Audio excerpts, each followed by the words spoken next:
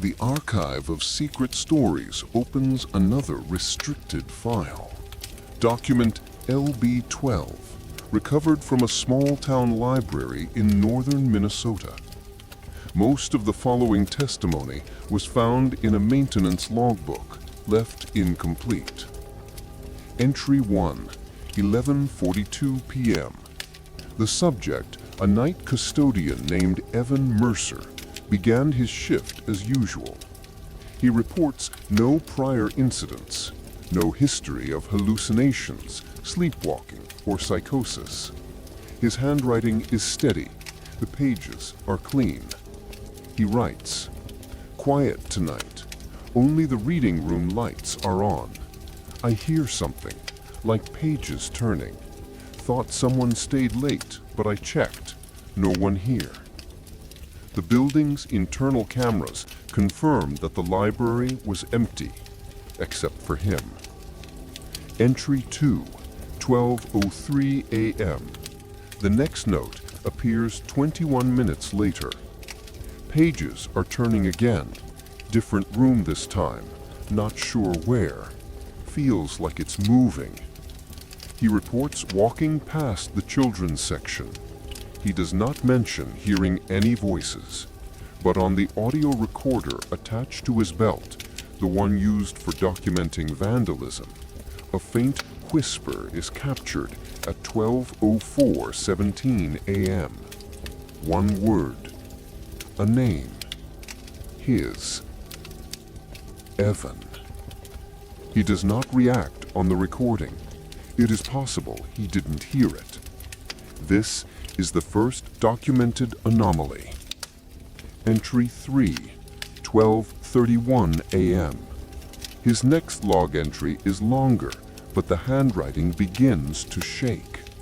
"I found a book open on a table. I didn't leave it there.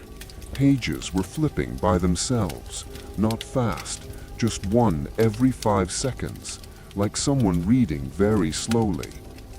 Camera 6 in the reference section records this moment. The book indeed turns one page, then another. No visible airflow, no movement in the room. Then he adds, "I touched the page. It stopped. When I stepped away, it started again." This is the second anomaly. Books documented as reacting to proximity. Entry 4, 12:58 a.m. At some point, Evan stops writing full sentences.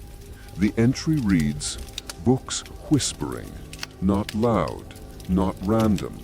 I hear my name." He circles the word name 3 times. On the audio recorder at 12:58:44 a.m., at least 12 distinct voices whisper simultaneously. All say the same thing. Evan. Evan. Evan. He exhales sharply on the recording, but he keeps walking. Entry 5, 1:12 a.m. The log becomes more detailed again, though rushed. "Found something in the north wing. A book on the floor. No cover, no title. Completely blank on the outside." He notes that the pages felt warm. He describes the scent of old paper, but stronger, like breathing into cupped hands. Then he writes, "Opened it. There were photographs inside, black and white. Me as a kid. Birthday party? I don't remember this. In one photo, I'm holding a balloon. In another, I'm looking at something behind the camera." He insists the photos cannot exist. There are no records of them in family archives. His parents later confirmed the same. Entry 6, 1:19 a.m. The last photo is me in this library, standing between the shelves in the north wing. I'm older in it, hair longer, clothes different. I look scared. Camera 3 captures him staring at the open book for almost 90 seconds. He does not blink. Then he looks down the aisle to his left, toward a point outside the frame. He whispers, "Someone's here," but the camera sees nothing. Unlogged event, 1:23 a.m. There is no written entry for what happens next, but camera 3 picks it up. Evan steps deeper into the aisle. He holds the book against his chest. He turns his head sharply toward the far end of the shelves, as if hearing someone call him. And then he says, very quietly, "That's not my voice." The tape cuts for 3 full seconds. When it resumes, he is no longer in the frame.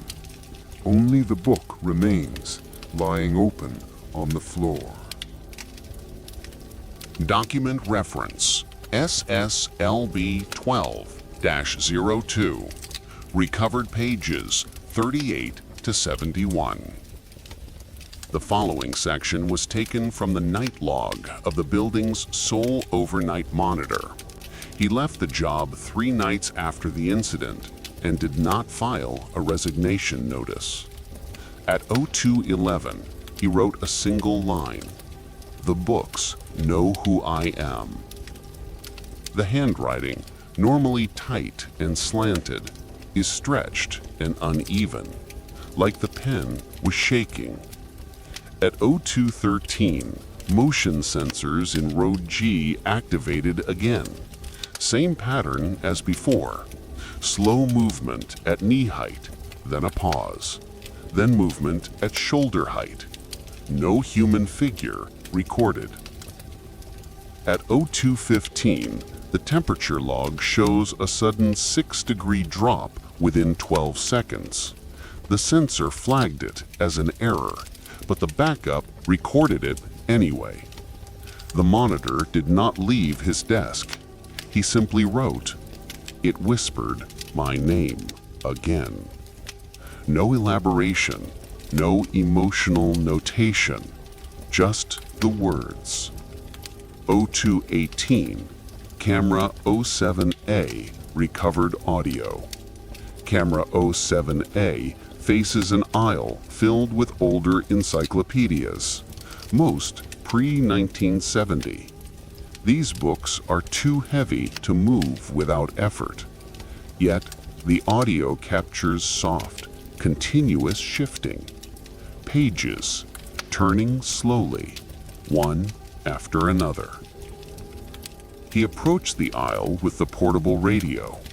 His footsteps are steady at first, then slower, then nearly silent. He whispers, "It knows my childhood nickname." Only family used that name. Family, or someone pretending to be them. 02:21, aisle G4. The camera shows him reaching the middle of the aisle. Every book spine is still. Nothing moves.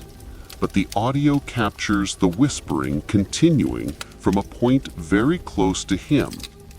Too close. He bends down, picks up the book without a cover, the same one he documented earlier. He flips the first page, then the second, then stops. Page 3 displays a photograph. The image is underexposed, slightly blurred. A child standing in a backyard. The child looks directly at the camera. The timestamp, 1999, his birth year. He was 6 in that picture, but he wrote in the margin, "I've never seen this before." Yet the child in the photo is definitely him. 02:24, distortion event. As he turns to leave, camera 07A distorts for 2.7 seconds. White static, horizontal tearing, then total black.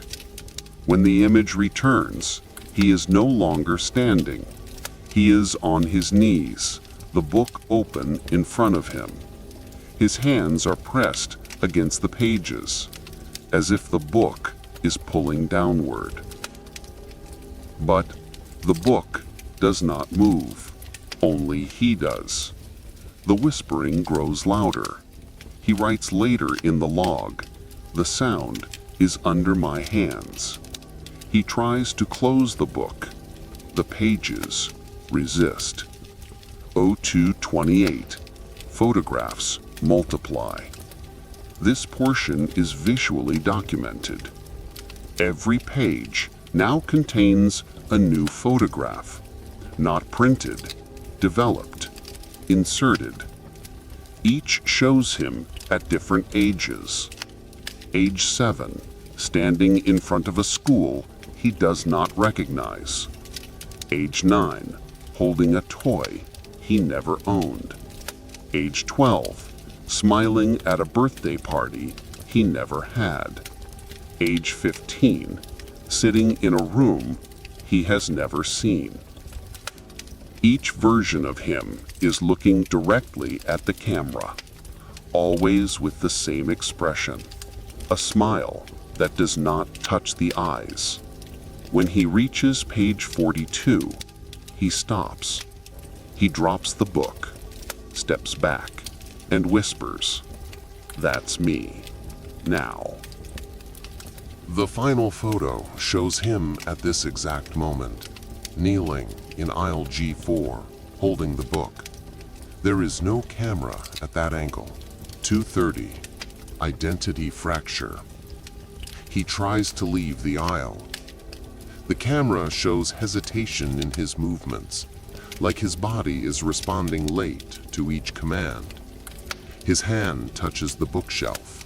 He looks at it, slowly flexes his fingers, as if they are unfamiliar. He says, "I remember things that aren't mine." He continues, "I remember a childhood nobody else lived." Then he laughs.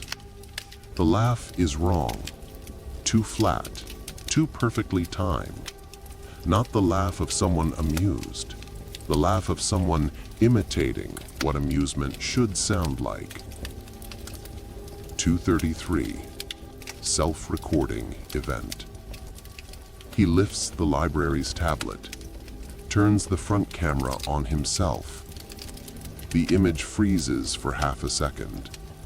When it returns, the face on the screen is not aligned with his movements. The head turns a fraction too slow.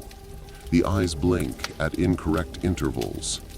The mouth forms shapes the audio does not match. 236. Final log entry. He returns to the main desk. He writes in the logbook with mechanical precision. "The books know me better than I do. I think they have always known. I am remembering the wrong life." There is a final line, written in a script that does not match his handwriting. "Come back to the pages. You belong inside." 241. Disappearance. The last camera to capture him is at the lobby doors. He walks toward the exit, then stops, turns back toward the library stacks, slowly, deliberately, as though responding to someone calling his name. He re-enters the aisles. He is not seen again. At 3:06, motion detectors record gentle movement along row G. It moves like pages turning. The uncovered book is found open in the morning. On the final page is a new photograph. Him, standing between the shelves, eyes open too wide, looking directly into the camera. There is no one behind the lens. File closing statement. No further sightings reported. No retrieval possible. The book remains on the shelf. It rests open, waiting. Secret Stories Archive closed the file. No additional evidence received.